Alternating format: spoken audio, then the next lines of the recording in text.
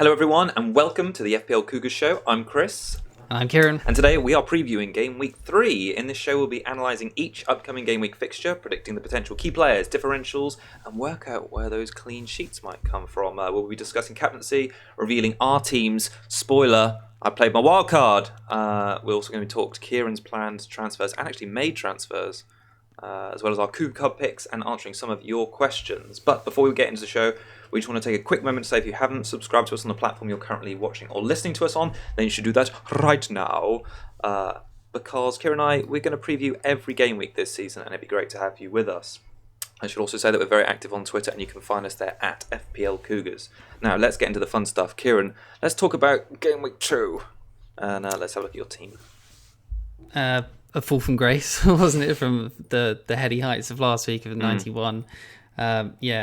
Back down to earth to 44. I honestly thought it would be like sort of same as last week, sort of, get on your 60, 70 odd sort of points, but obviously not. 44 in the end, which was 250k from Game Week 1 down to 355k, so 100k drop, which is pretty brutal. The average was 41, so just above, but I've already lost the I wanted to get 65 or 60 plus each week, so I've already gone below that and not managed it. But 3 returns in the whole team, which is Digne, Wilson with an assist, and Sterling captain. So I picked the right captain between Salah and Sterling, and then everyone else blanked. So that's great.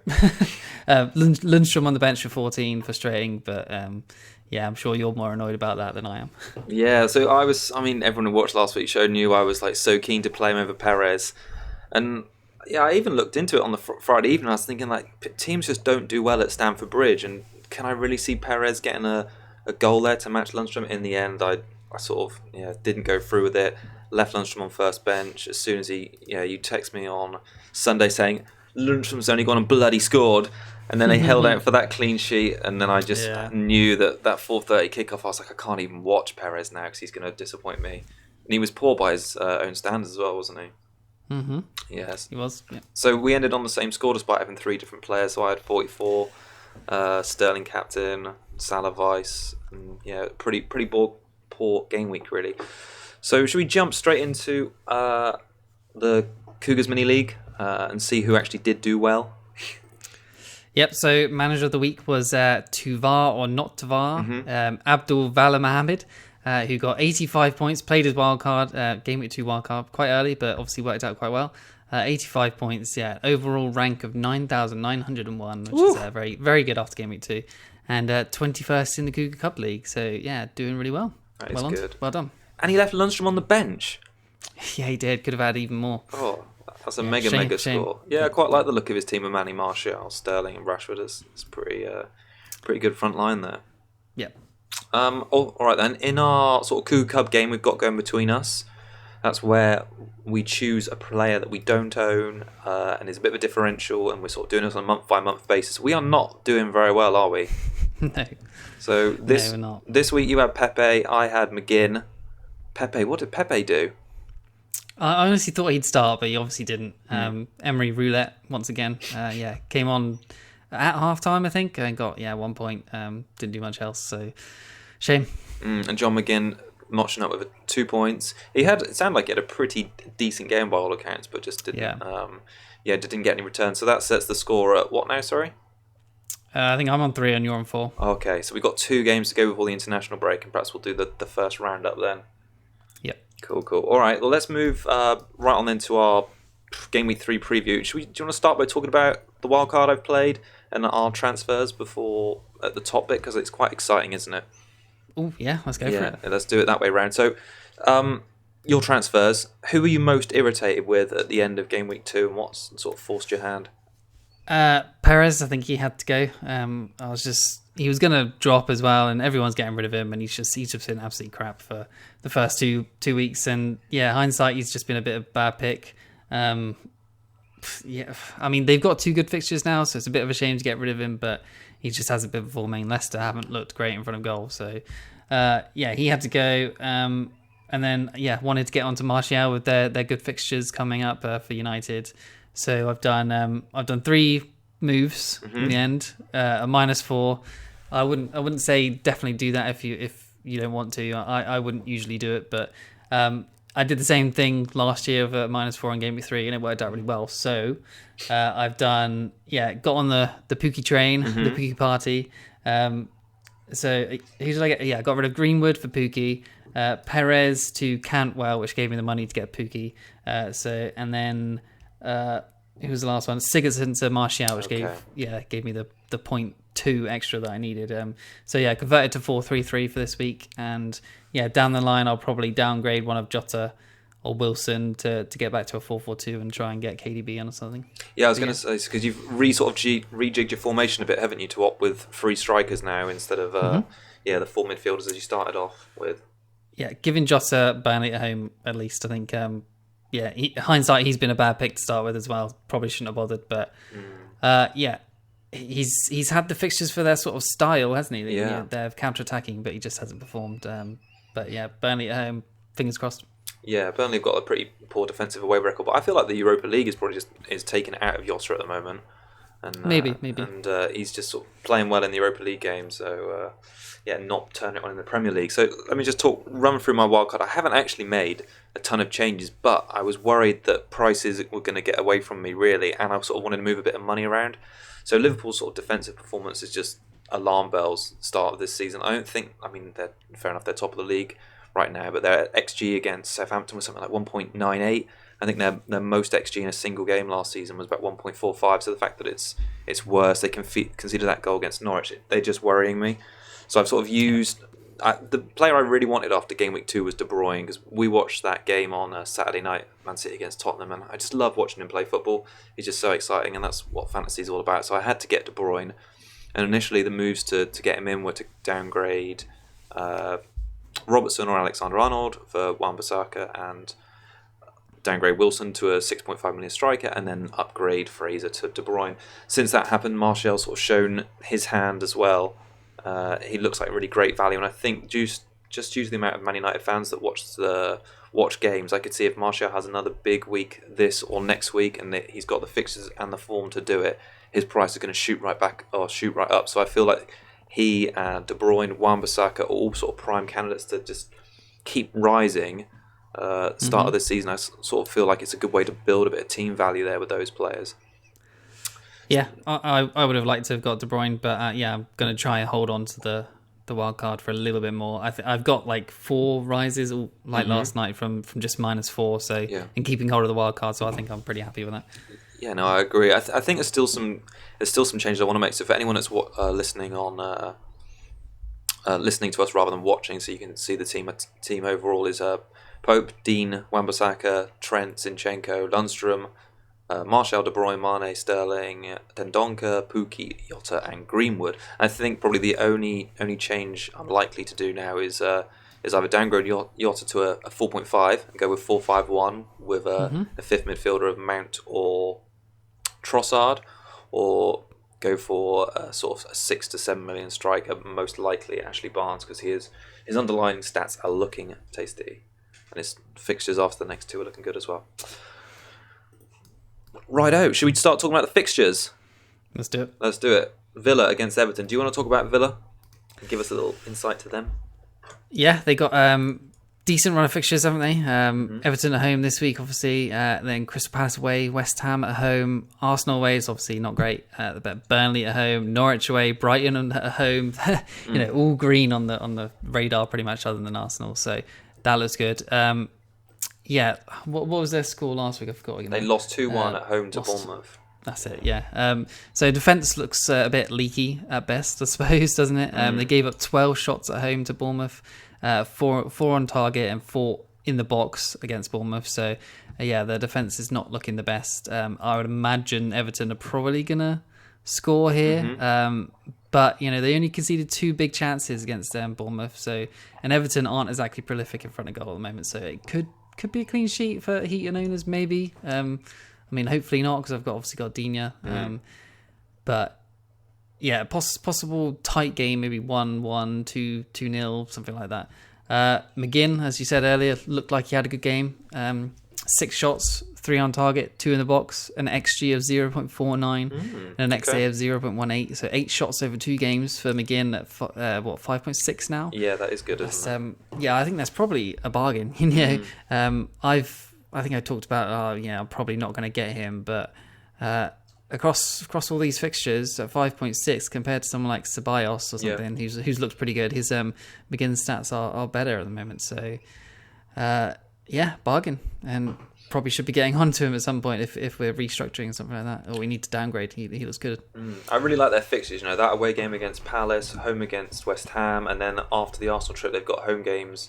A home game against Burnley and away game against Norwich. Those all seem like plum fixtures, and based on the opening 2 game weeks, those teams are all up there for shots conceded in the box and expected goals against are really high. So I think investing in a Villa player could be the right way to go, but it's just need one of them to show form. Is Grealish someone you've had your eye on as well?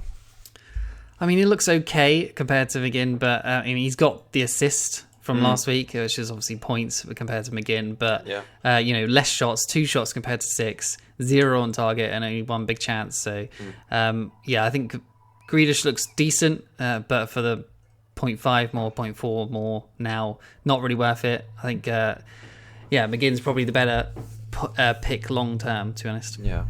Well, like you say, I think this is going to be I think it's going to be quite a tight game. Like you say, Everton looking defensively very solid.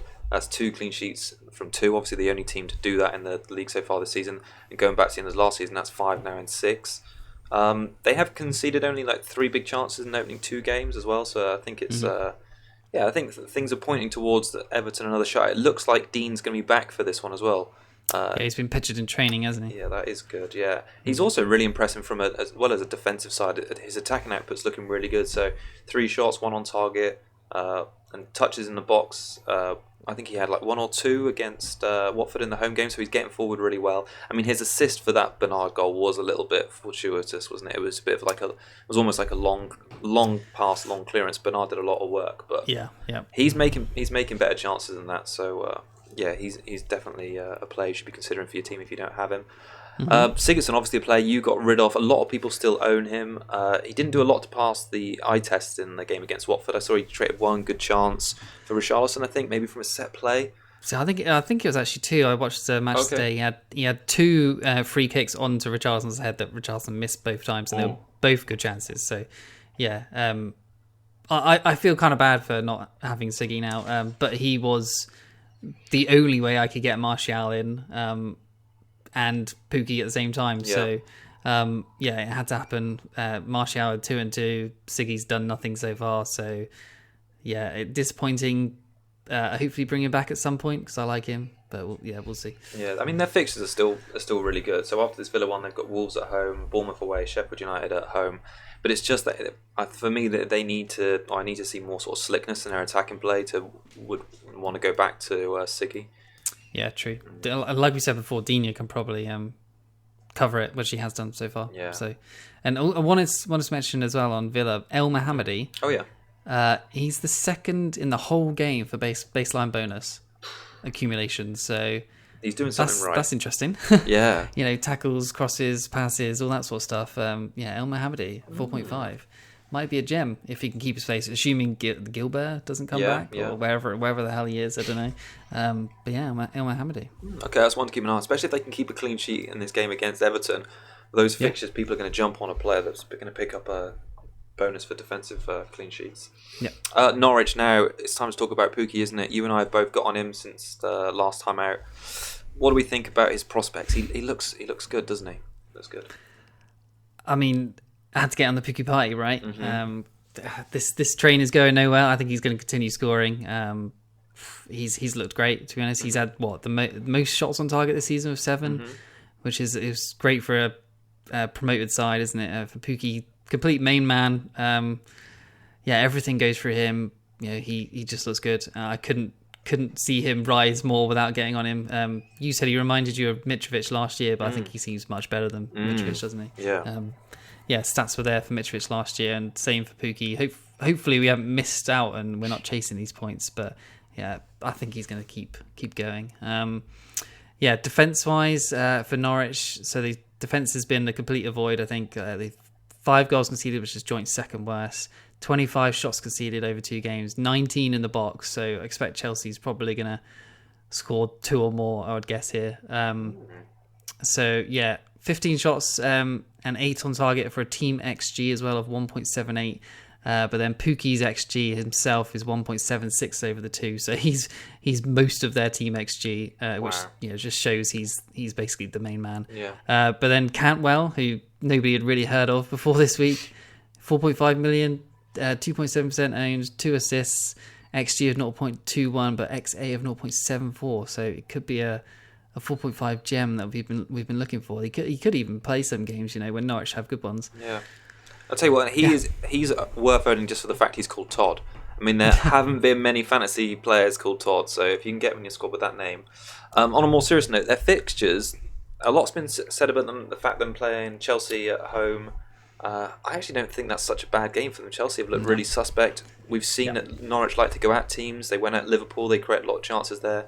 Chelsea's defence has been as porous as Liverpool, and Chelsea just seemed to switch off maybe after the first. I say porous. They conceded that 4 in that second half against United.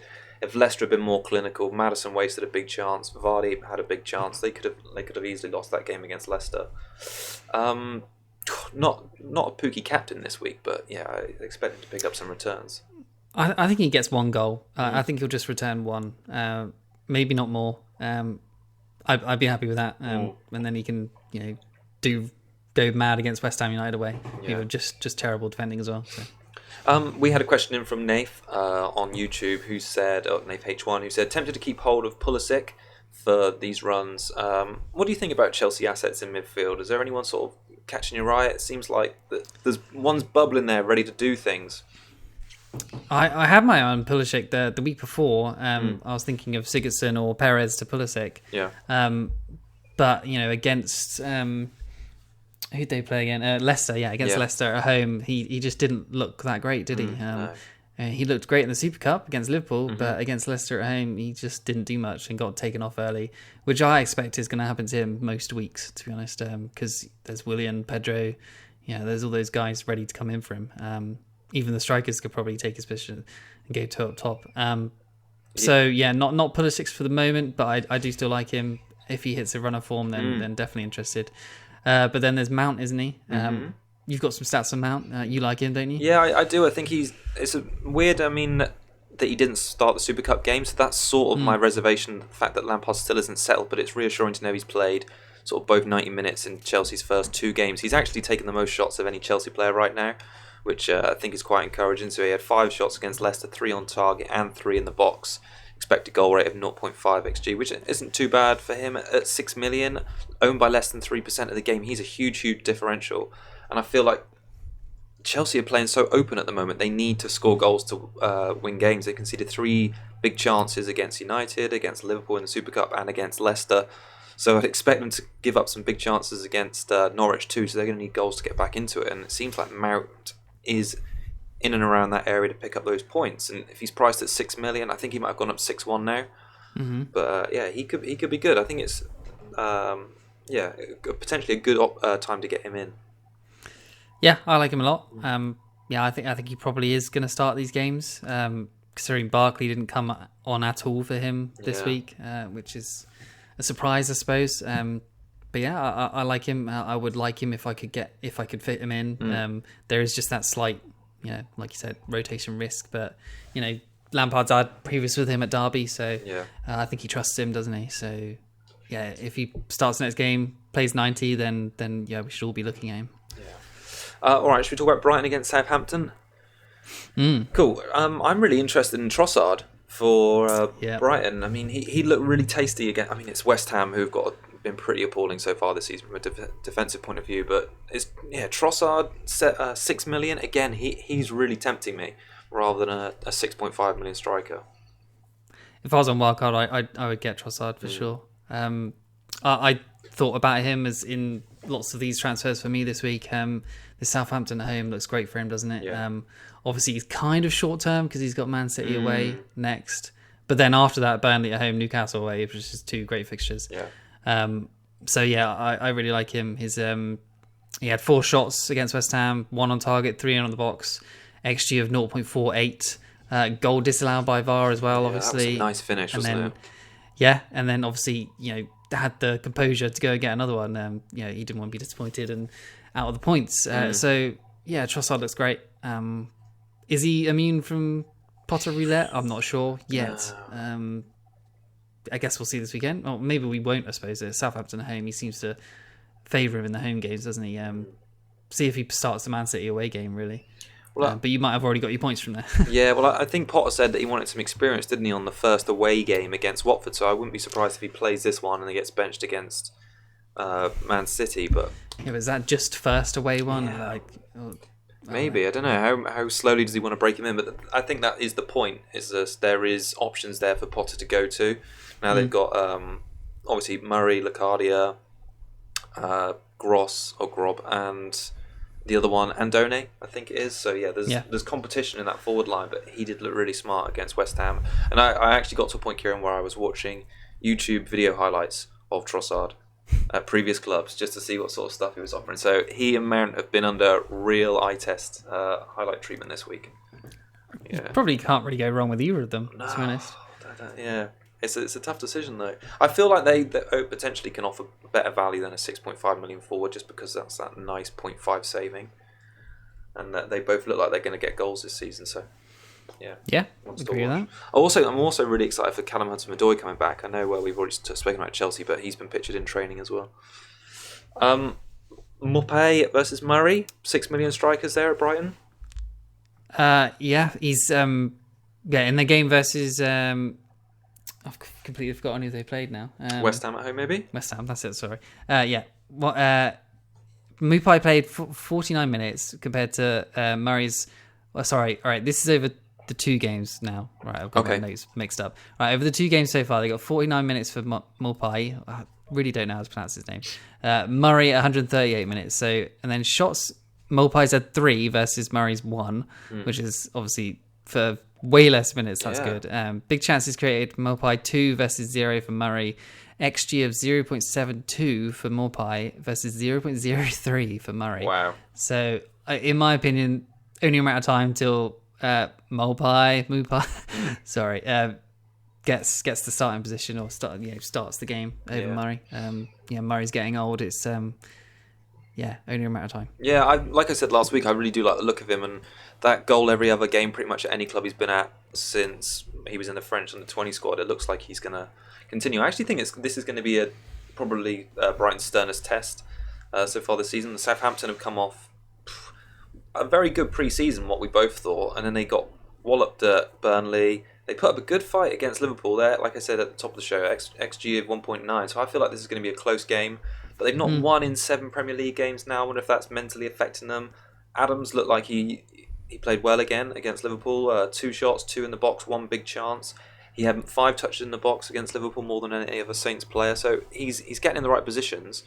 I also thought it was interesting that Yoshida could be a potential sort of defensive option if you want to go that route, just because he had a high XG against Liverpool, so maybe that says more about Liverpool's defending than Yoshida's attacking prowess at the moment. But I mean, having said all that, Brighton have the joint second best XGC as a team of 1.5, which is super surprising for Brighton, isn't it? They've only conceded 19 shots over 2 games, which seems like a lot, but only 8 in the box. They obviously defending well. This could be a clean sheet again for them. I would love that as a Ryan owner, and possibly a couple bonus save points. I could see that happening as well. Which way do you see this one going? I think it's a 2-0 Brighton. Oh, okay. Oh, maybe I should get Trossard then. Yeah, maybe. Right, should we move on to talk about United against Palace?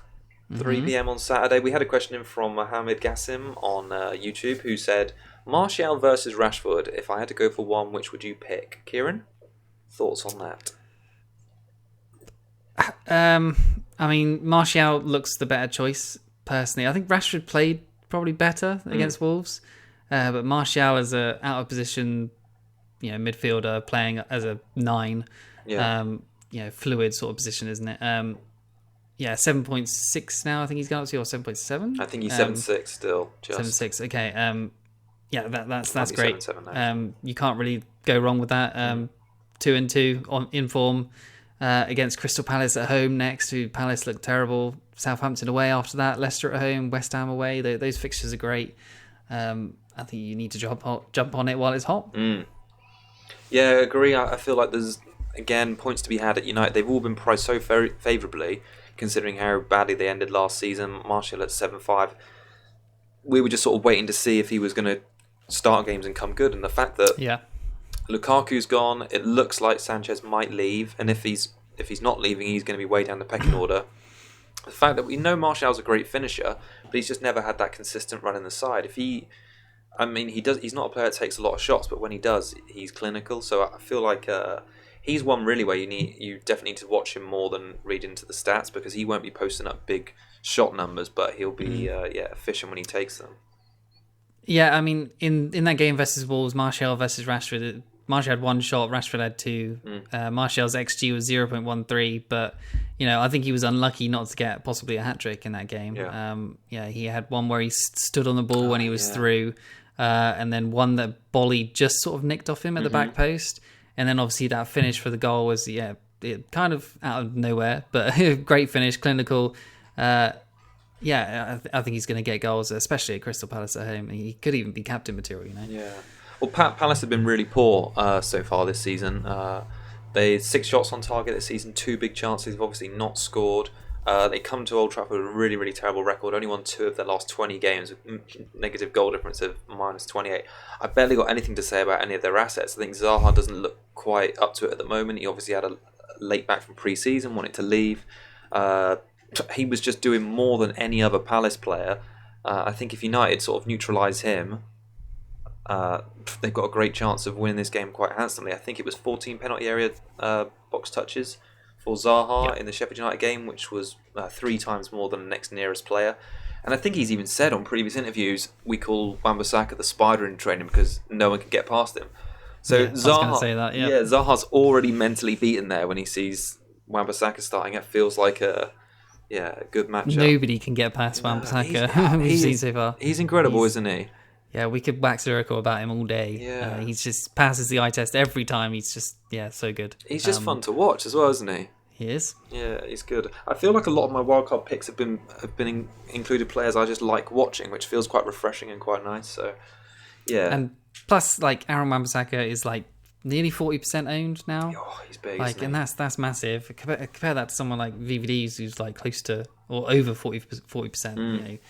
Comparing Wan-Bissaka to Virgil van Dijk from last season, you would have been like, what the hell? Yeah. But yeah, he's looked great.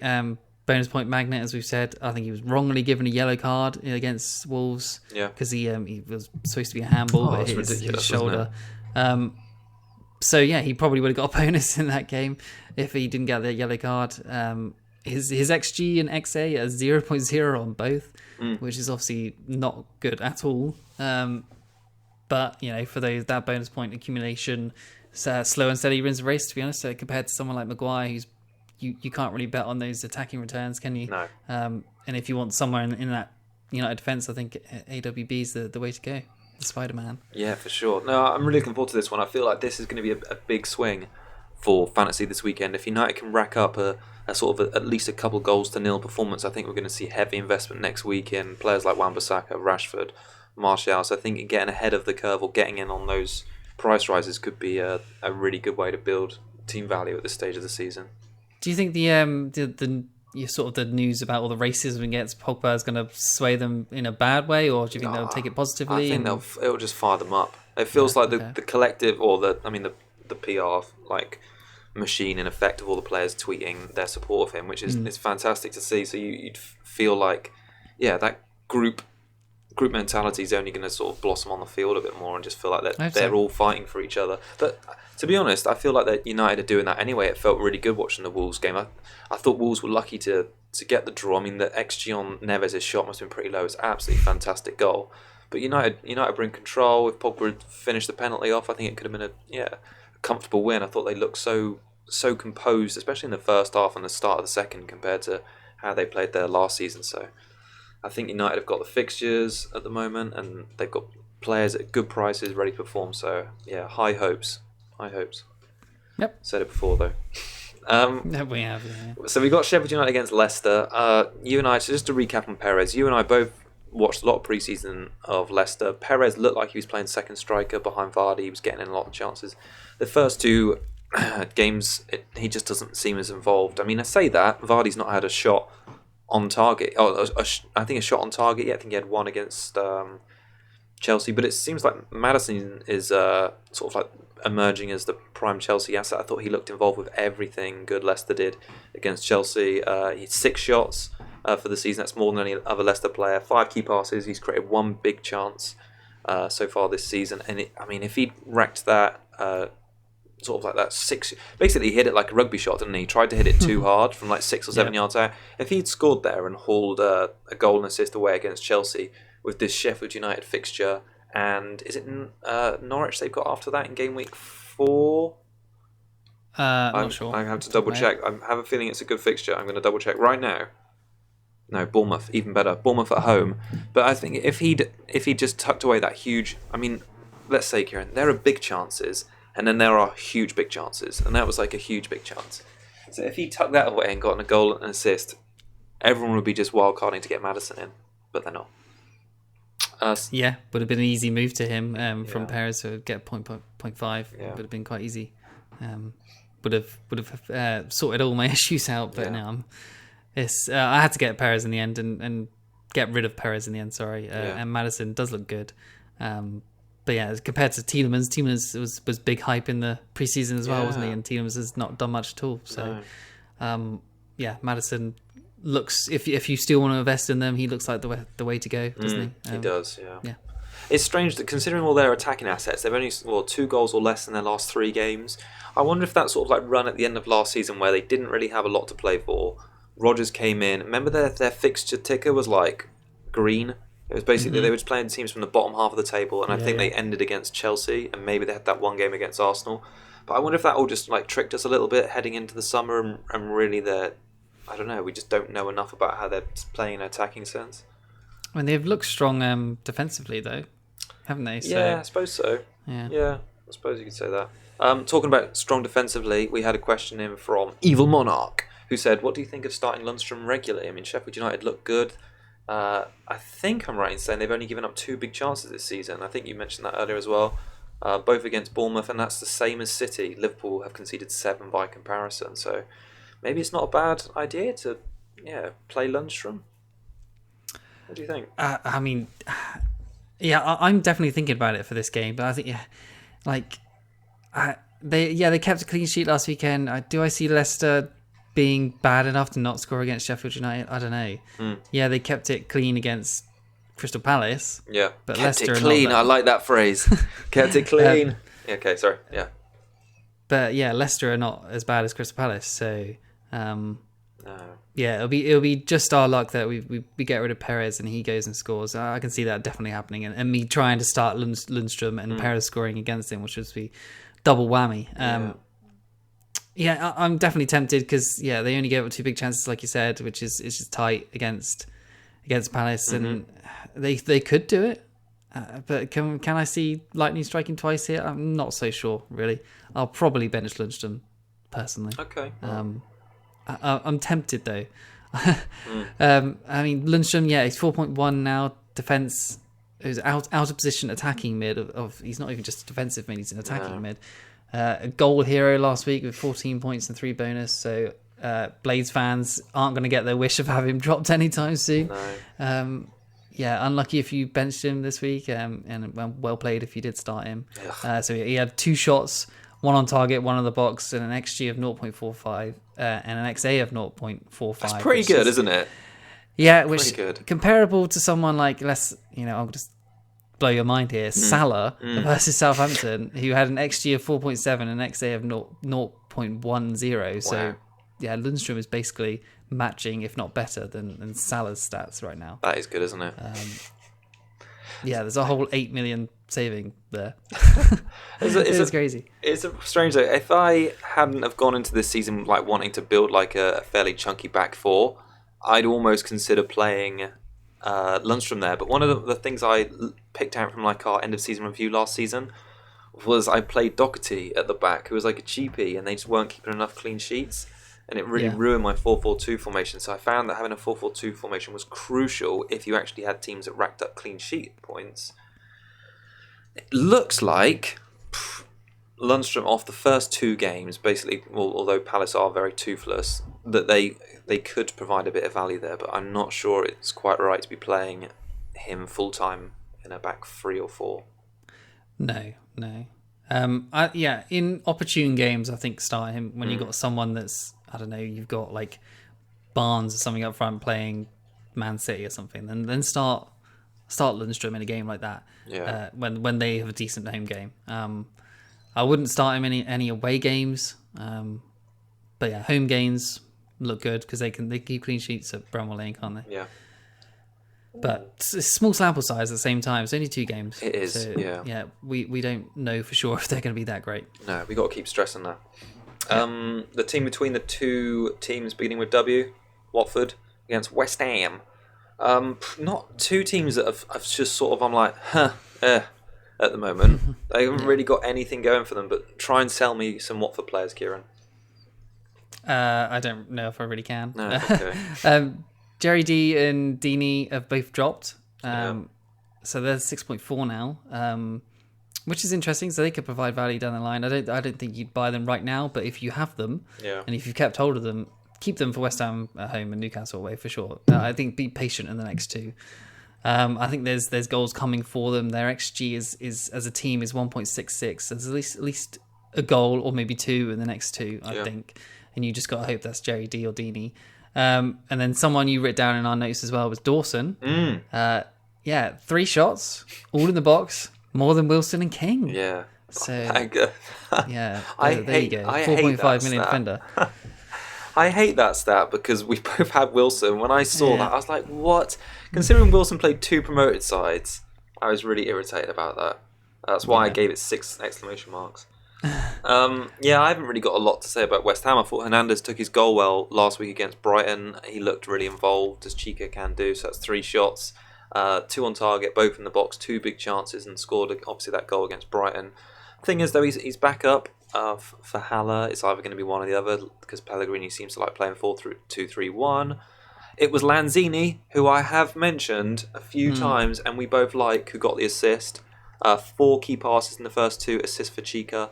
Highest BPS of all West Ham players. Now, I haven't ruled out Lanzini as that 5th midfielder option because there's a lot of options floating around there. But because they've got fixtures, and they've got good fixtures. Watford, Norwich, Villa, the next 3. It just seems like we'd probably both love to own him, but it just seems like there's a risk. 2 players that are 6 million that look like they've probably got better fixtures and better stats. Yeah, and playing better teams. Trossard and Mount. So it just something about Lanzini where I really like him as a player, but then you're never confident he's going to do much. He could just as easily blank. Yeah. So yeah, that's my 2 cents on Lanzini. I like him, but I just don't trust him. Yeah. Oh, I don't know. I'm just a bit unsure about. Yeah, exactly. Like Lanzini, he just feels like he could be more of a creative player rather than a bit like he's basically like the Bernardo Silva of West Ham. How about that? If that makes sense. Yeah, he's just like he maybe chip him an assist here and there, but he's perhaps not their talisman. I think we just need to wait until they're like their fixtures are good. Let's just wait until they start to pick up a little bit of form. Like last year, they started to pick up form. We all got onto Anderson and stuff like that, and Anderson did well for us. So, yeah, that's true. Hopefully they can do that again. And Lanzini's a great pick. Anderson hopefully might be good as well at 7 million. He's 7 million, isn't he? Yeah. And then Haller at 7.5. Definitely looking at him at some point. No, Haller's 7, isn't he? Actually, I think he's 7.5. Yeah. Is he 7.5? Okay, he's 7.5. Yeah, you got it right. But yeah, I'm definitely looking at him at some point too, if he can start doing well. Yeah. Right, so the big game on... Actually, maybe I should say about Jerry D. You were saying he dropped in price. That's probably due to his owners noticing he got shifted out to the wing. After being sort of listed as a forward, he's now got and playing most of last season up front. He's now back playing wide again. Yeah. Which is just awful. So the big game on Saturday evening is Liverpool against Arsenal. We've had quite a few questions, actually. I'd say tens of hundreds of thousands of questions from all of you FPL Cougar fans who said... Well, in fact, Malt got in first. He said, should you switch away from having 2 Liverpool defenders? Now, as someone with 2 Liverpool defenders, Kieran, What do you think about the opening 2 games, and what are your plans for Robertson? Oh, sorry, Van Dijk and Alexander-Arnold. So I was certainly looking at getting rid of one of them, but at the same time, I can see them just turning it around and getting clean sheets non-stop. Like, yes, their XG is pretty bad. They're like, as a team, XGC, goals conceded, over the 2 games is 10th, so completely in the middle. Is obviously not great for a double up. You probably want that to be in the top 2 or 3 for a double up in defence. And obviously Arsenal at home doesn't look like a good fixture for double up. But I'm keeping them just for the moment, at least, just for their attacking potential is pretty much second to none against all the defenders in the league, to be honest, other than Digne. So there's that, plus clean sheets as possibly a bonus. We don't usually look at it as a clean sheets as a bonus. You want to go clean sheet first. But it's Liverpool. They'll turn it around. Alisson is not far away, like 2-3 weeks back. Hopefully they'll start to punish people that get rid of them. I think they definitely could. Trent has got the most crosses completed for the in the whole season, which is 22. Which is obviously really good. He's had 2 shots so far, and an XG of 0.16 and an XA of 0.95, which is second highest of all defenders, behind, guess who? Dean? Lundstrom, of all people. Lundstrom? Yeah, so Trent is lagging behind Lundstrom. What? In the XA across 2 games. So, but yeah, 0.95, so that's do you think possibly an assist per game? Yeah. Do you think he's in a rotation risk, though? I mean, we've seen Liverpool been a bit flaky at the back. Attacks are more often than not coming down his side. Do you feel like Klopp could tighten up against Arsenal? I mean, I would hate to see him up against Aubameyang this weekend. It worries me too, Kieran, because he's the one I've opted for. But should you and I and others be worried about rotation, though? I mean, he possibly. He started both of the Premier League games so far. And if... I don't know. I think he'll start, personally. He's only been rotated in the Super Cup and what was the other one he was rotated in? Community Shield, he'd taken off early, maybe. Okay, sure. But I don't know. Until we see it actually happening in the Premier League, then we can't say it's definitely going to happen. Yeah. I think he'll start, and I think they'll keep a clean sheet. Okay. Keep a clean sheet against Arsenal? Yeah, I do. Yeah. All right, okay. I think you're right to think that Liverpool are going to score a lot, but I'm not sure about keep them out. Pool of average 2.8 goals per game at home, including last season, and they've absolutely decimated Arsenal in their last sort of I think it's maybe 6 games against them. I have a feeling they can score 22 goals in their last 6 games against Arsenal. That might be right. But yeah, like it. Yeah, I think that's. I mean, it's just lots. It's just. I think it was 5-1 last season. Firmino got a hat-trick, Mane got a goal.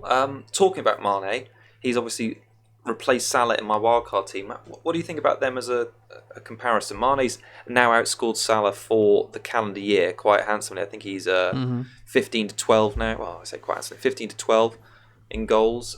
He's looked brighter in the Super Cup game and against Southampton. He's doing what he did last season. He's not having as many shots as Salah, but the ones he is taking, he's scoring. He's being super efficient, a bit like Martial. Do you see yourself making the move from Salah to Mane, or are you happy with the Egyptian at the moment? On the wildcard, I'll look at it. Happy with Salah for now, because obviously I'm not playing the wildcard yet. We've seen it before. Salah can have off games and then he'll come back and get a hat trick or something, hasn't he? So I think I was punished last season for selling Salah, getting in Mane and Sane and whoever else. Yeah. So I'm probably just going to keep Salah for the season. I assume. We'll see how I feel come wildcard, but I think preferably you want Salah and Mane because obviously they score loads of goals, don't they? So if one of them has a bad game, the other one usually picks up the slack. So you'll probably do well for points most weeks with them. Mane beats him across the board in most of the stats on this calendar year. Obviously in this season so far, only one game where they've both played a full 90 together. Yeah. And Mane beat him across the board again in the stats. So the 1 million saving might be worth it. I don't know. Salah gets penalties when Milner's not on, so that's the thing as well. I'm undecided at the moment, but if you want to go that way, it's perfectly viable. Well, a player who's been playing wide for Arsenal is actually Aubameyang, because Lacazette came back into the team against Burnley last week, played centrally. Lacazette scored his first goal of the season. He had 3 shots, missed a big chance as well as scored, but it meant that Aubameyang, like I say, push wide. His penalty area box touches dropped compared to last week. So at Newcastle he had 8, and this week, or in game week 2, it was 5. He's had 7 shots this season. Aubameyang, 2 goals scored, picked up bonus despite yellow in the game against Burnley, which I was quite pleased about because I had him captain my over 30s team. But do you think still it's hard to justify a premium striker when you got Barnes and Pukki doing the work this early on? Or do you think it's sort of we need a bit more of a sample size to see how that one goes? Not for me. I'm happy with the smaller or lesser priced Barnes and Pukki and whoever else, Wilson and stuff like that. With Sterling and Salah and Mane and De Bruyne and all that lot, doing the business in midfield. No reason to have Aubameyang at 11 million at the moment. Obviously, he's done well so far, but Sterling's done better. Yeah. So there you go. I also thought it would be good to mention Ceballos. Is that right? Is that how you pronounce that? Ceballos? Something like that. So he's 5.5 million. He's playing in the Arsenal midfield. It looked like he played the number 10 position. I've seen so many graphics about his passing range and what positions he got into against Burnley. 4 key passes, 3 shots, 2 assists, one which was from a corner, so he's on set pieces as well. It looks like he could be good until Ozil returns. My word of warning would be I looked back into his career history to see sort of what player he was. Didn't play a lot when he was in Spain. 23 appearances last season, 13 starts. He had a goal every 400 minutes, 1 big chance created in that time. So the fact that he only created 1 big chance in 400 minutes and he's got 2 assists on his Premier League debut, how does that work out? Is he playing in a different system? Is he inspired by Emery to get forward more? I think it sort of remains to be seen how he adapts to that system and the Arsenal way of playing before I bring him in. And also if he's going to be a regular starter, if he really dislodges Ozil from the team, and we've got I think he's 5.6 now actually, but if we've got a 5.6 Arsenal player offering that sort of value and point return, then he could be one considering, but I need more weeks. I wouldn't be surprised if he's benched this week for Ozil, but anyone can displace Ozil if they if they have one good game. But yeah, Ceballos, he was taking set pieces as well, wasn't he? He was, yeah. Another route to points there. 5 point. I think he rose already actually. Yeah, so I think it's 5-6 now. Yeah. So yeah, he looks great. I've certainly looked at him, but I think you can definitely wait for the next 2 because obviously Liverpool away, tough fixture, and then they got Spurs at home next week. So yeah, Spurs London derbies often, North London derbies often goals, but I think you can afford to wait for him because he's 5.6. There's easy routes to him, isn't there? So I don't think you'll miss out on too much in the next 2 at least. All right, moving on to Sunday, we start with Man City, who make the trip down south to the Vitality Stadium.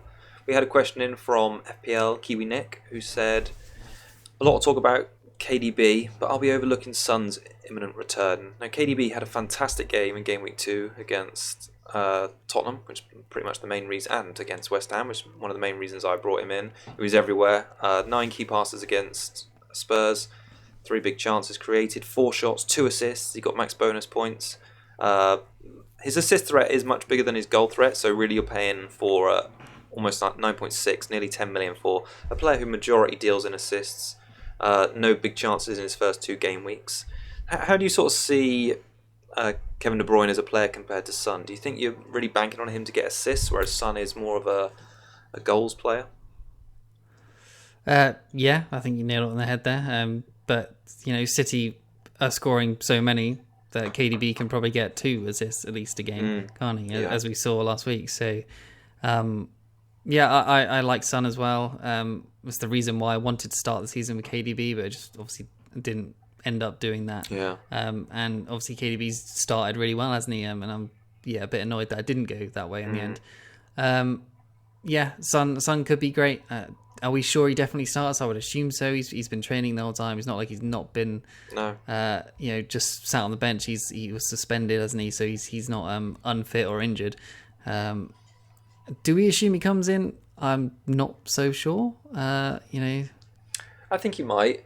I think he's probably like a 70-30. The fact that Mora got benched last weekend away against City, I feel like he could be still prone to rotation despite him still being in a lot of people's teams. Mora came on, scored. An argument for why was he on the bench in the first place. True. He can come on and do that. But let's talk more about Spurs in a bit, I suppose. But yeah, KDB looks great. I think if you can get him in now, then go for it. Why not? Double up with Sterling looks great. I think for me, for the time being, until Wildcard, I think Sterling's enough alone. Because I've got obviously other people I want to do well. So, but yeah, you've gone for him on your Wildcard. Don't blame you. He just looks so good. I think just like you say, City are in such good away form too. Won their last 8 away games and 6 clean sheets in the last 8 games. Last season they didn't let Bournemouth have a shot on target. And I think if it's going to be another dominant display like the one against Spurs or the one at the Vitality last season, then De Bruyne's just going to be maxing out on points. So I'm really looking forward to watching him, actually having him in my team, which is going to be rare because I didn't have him once last season in between all his injuries. And yes, hopefully it's going to be a good watch. Sterling again just played really well, didn't he, against Tottenham? You and I were both furious that he got that yellow, sort of restricted him from potentially getting any more than 6 total points. And he probably could have scored more. He had 6 shots, 1 big chance missed. He played the full 90 because Pep loves him. 13 penalty area touches. That's more than any other player this season. He's also had more shots in the box, more shots on target than any other player. So, he's looking really, really good. Yeah, he's already rose twice, hasn't he? Yeah. So he's at 12.2 now. Mm-hmm. So I think he's at home by 43% of the game now, and last week he was after game week 1 it was 36, so he's already had a 7% increase. So yeah. So he's not going to be much of a differential captain at all compared to like last season's, but no. He looks great for captaincy, especially this week. With City taking 30 shots versus Spurs, and Bournemouth have conceded 30 shots in 2 weeks. Wow. So everything's lining up for this City game, City to smash Bournemouth completely. It could be a 5-6-0. Yes, imagine 60 shots, something like that. It could be. That would be good fun, wouldn't it? I mean, the team XGC for Bournemouth is like 3.38 with their 30 shots conceded. 3.38, like over 2 games is pretty big. So worried for Bournemouth's defence, that's for sure. If you've got any of the defence, definitely bench them this week. So Wilson scored versus City last year. He did at the Etihad. Yeah, you're right. Yeah. That's my conundrum this week. If I start Wilson versus Zinchenko, do I think he can nick something? Maybe. He's obviously not looked great. Not exactly in form. He's had 2 assists in 2 games, 10 points. Yeah, it's okay for 8 million. I'm not sure it's worth it, but I've kept him for this week. I'm probably going to play him. Hope he nicks something. What have you thought about Wilson? I mean, we say like he's got 2 assists in 2, but the thing that you got to factor in this season, he's 8 million now. He's a lot more than he was at any point last season. Is 2 assists in 2 at 8 million against 2 promoted sides what you expected? I mean, I had him and I was expecting certainly not. No, I was expecting at least a double-digit haul in one of them, and not returned it. But and obviously the Man City game comes at a time when you think there's players like Pukki, like Ashley Barnes, also like like Kane with fixtures, who could potentially pass me if you want to go a different way. I just feel like Wilson's falling by the wayside a little bit at the moment. Yeah, I mean, I've kept him just because he's a troll, isn't he? He's a seasoned troll. Yeah. So as soon as you get rid of him, he'll start to haul. So yes, let's see him get a hat trick against City after everyone sold him. But no, he's down to 14.4% owned now. So he's dropped about 6%, which is quite a lot. Somehow he's not dropped in price yet, but I'm happy to keep him. I think he's a season keeper, to be honest. We've seen that he got 14 goals something last year, 12 assists, and he's going to start racking up some points. Leicester away next week, I think that's a decent fixture for him. Everton at home was not the best, but it's green on the ticker for some reason. And then Southampton away and West Ham at home. Those are good fixtures for them. So I'm happy to keep on Wilson with other people selling, and hopefully he can pick up a little bit of form. Yeah.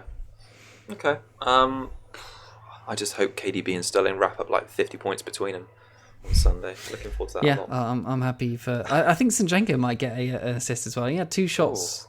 2 shots on goal and two on target against last week. So against Spurs. So a goal or assist might be on the cards for Zinchenko, assuming he starts. I think their defensive record is so good. I think they've allowed 5 penalty area shots this season.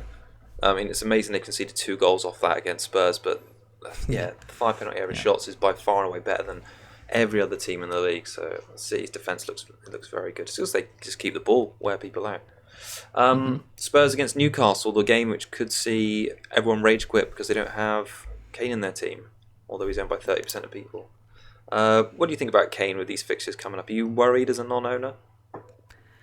Not really, to be honest. I mean, over 2 weeks he's had 9 shots, 2 on target. Yeah, it's clinical for his 2 goals, but he had nothing at all, no service at all versus City. Obviously it's City, isn't it? But he's an XG over the 2 of 0.74, which is okay, I suppose. But for 11 million, when you want it to be a bit higher and getting returns every week, really. Obviously Newcastle aren't great. I could see him probably doing something, but I don't know. I'm not as worried because I've got Salah, I've got Sterling, I've got other routes for premium and points. So not too worried, to be honest. Okay. What do you think about Lamella and Mora as sort of their backup players, if you like? Yeah, I think they both look good. They're both on form. It's hard to drop them at the moment. Yeah. Obviously Poch didn't he? Like we said earlier, for Mora. But Lamella, he's had over the 2 weeks 5 shots, 2 on target, an XG of 0.35, which obviously isn't the best, but and an XA of 0.2. So he's overperforming his stats, but Newcastle at home could continue. I can't really see him being dropped with Ali out at the moment. Eriksen, we're not sure if he's going to start or not. Son possibly coming back in. I think Lamella's fit, ready to go.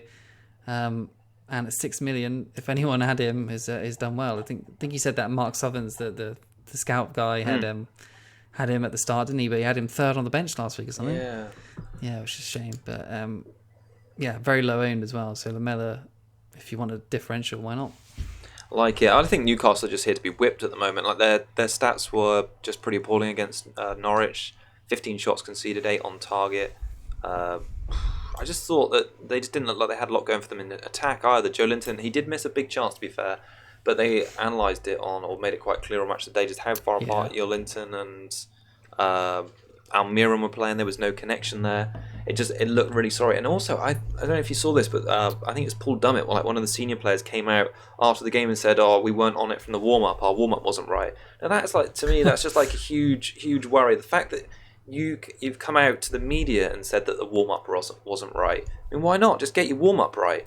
If we were playing 5-a-side and I saw you doing some little leg lifts and you were like, "Oh, I'm not trying so hard," I'd be like, "Kieran, just get it together for the game." Like, where's the team spirit and where's the sort of desire to perform well?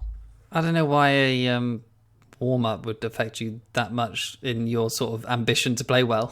Yeah, but I feel like that sort of. I guess what he's trying to say is that the manager hasn't prepared us enough, or the coaching staff aren't invigorating us enough before the game. I guess that's what he's trying to say there. But it was a strange thing to say. Yeah, I don't know. I'm not expecting a mauling here, honestly. Okay, okay. No, I'm not. If it reeks of Cardiff last year when everyone tried to get Kane in.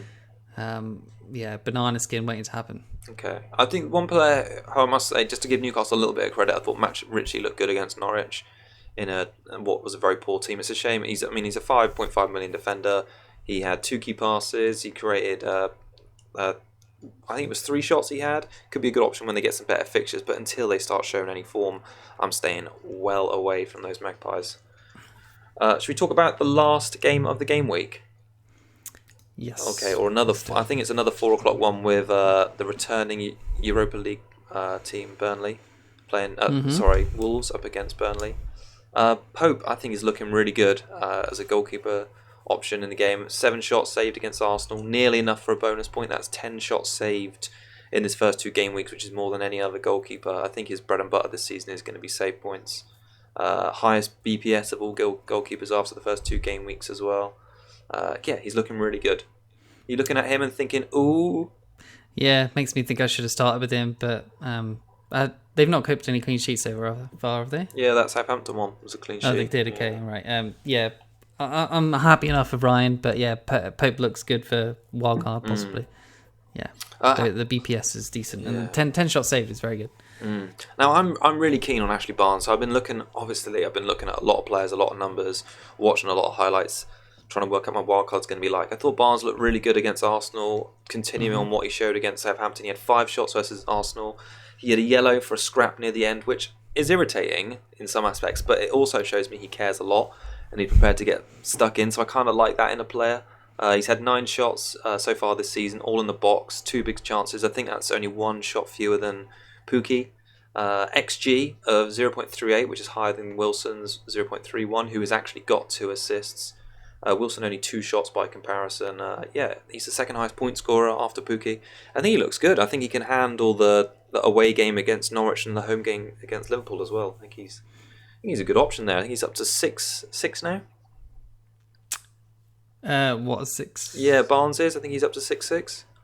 Oh yeah. Sorry, I thought you meant 6-0. Oh no, I think he's up to 6-6. Yeah, I think he's looking quite good as well. Do you like the look of him? Yeah, I do. Yeah, his stats compared to Pukki is Puki's better across the board, but only just. And Pukki has been by far the best, low, sort of mid-priced striker, isn't it? So, and the best. Well, I guess the best striker in the game, to be honest, with his points. And Barnes is just behind. This seems like it could be a good game for them with Wolves being tired from Torino and Europa League, and obviously Torino are a good team. So yeah, Wolves will probably put out the first team in Europa, and I'm not sure if they're home first or not. So that may have some travel implications. Yeah, I think they're actually away in Italy first of all. Okay, I can double check. So yeah, but I think they are. Right, so I assume they'll play the first team. That means the whole back line might be tired, and the whole back line barely gets rest, does it? Bolly, Cody, Bennett, they seem to play them all. So yeah, it's worrying for their defence, but they're joint second best overall of XGC of goals conceded at 1.5. So they're obviously very solid at the back. They only gave up a couple of big chances against United at home. So solid at the back. Obviously, going forward, they've been pretty lackluster in the league. Yeah. Obviously, we both had Jota, and do you still have Jota in your wildcard? I do, but he's probably going to go. He's on a 75% to go. Yeah, so a team XG of 0.68, which is absolutely terrible. I think it was one of the worst, maybe the second worst. Yeah, 14 shots. I think you said third worst. Oh, third worst, yes, okay. So, yeah, really, really not good for Wolves, who obviously have got Jota and Jimenez, who everyone was looking at last year for a source of points, and that's just not happened at all. And their fixtures have been good for their style of play, for counter-attack, and Jota and Jimenez have looked, okay in a sort of eye test sense, but not getting the actual returns. Jota himself has had an XG of 0.07 and an XA of 0.15, which is terrible. And as saying before, in hindsight, he's probably been a bad pick, but what can you do? For me, I'm keeping him for this Burnley game. It seems like a game they could do okay in. Burnley obviously aren't great defensively, so probably going to help Pope save points. Yeah, that's what I'm hoping. Really, I think that's the thing. We've seen it so many times with teams that just don't adapt that well to Europa League games. And I mean, I know they've had 2 tricky opening fixtures against Leicester and Man United, so this will be a real litmus test. A home game against a team they'd expect to win. Let's see how they do. But yeah, I've been a bit disappointed with Jota because last season they were turning it on in the big games against top teams. He had chances in that. Jota specifically had chances in that Leicester game. Fluffed his lines a lot, so I just feel like there could be better options at the moment. And their fixtures aren't exactly great. Even after this one, I think they've got Everton and Chelsea in the next 3 or 4 games. And they've also, I think they've got an easier game against Crystal Palace down the line and at home against Watford. But yeah, they're a bit mixed. What does this start remind you of for Jota last year? Yeah, exactly. Same thing happened. But he actually got an assist in Game Week 1 last season, so he's not even done that. Yeah. But yeah, last year full of promise and didn't live up to it in the first few weeks, and then Yeah, same here. I suppose I was full of hope for Jota to do well after his decent pre-season and his form in the Europa League. Thought he'd bring it across. He'll probably have a blinder tomorrow night. He'll probably have a blinder, and I'll think, oh god, yeah, he scored like 3 goals against Torino. Maybe I'll just keep him in my team, and then he'll stay on the bench or something. I don't know. Decisions. Yeah, I mean, I've got in my notes here. Like, I don't think Nuno is going to be a manager. He's going to let Premier League games slip. Okay. Not compared to like Burnley, obviously didn't try and let games slip, but I don't think he's gonna, like rest players. To be honest, I see what you mean. He's just gonna play them all. He's not gonna try. He's gonna try his hardest in all of them. Yeah, he's gonna put his first team out every time. Got you. Yeah, I can agree with that. He hasn't got like that big a squad, so I feel like a lot of them have got to play, which they're gonna suffer burnout at some time. True. But it remains to be seen when that will be. Should we get on to our captaincy decision? It's almost cut dry, isn't it? Yeah, Sterling for me, no brainer. Aguero might be a good shout as well, but he'll probably only play 70 minutes. But yeah, it's got to be a City player this week, 100%. Yeah, Sterling's joint top for shots in the box with 10 this season, averaging 10 penalty area touches per game. I think Mane is actually one potentially to consider as well if you were going to want a Liverpool attacker. In his first start of the season, he only amassed 2 shots in the box, but both on target. He obviously scored 1. He created 2 big chances for his teammates.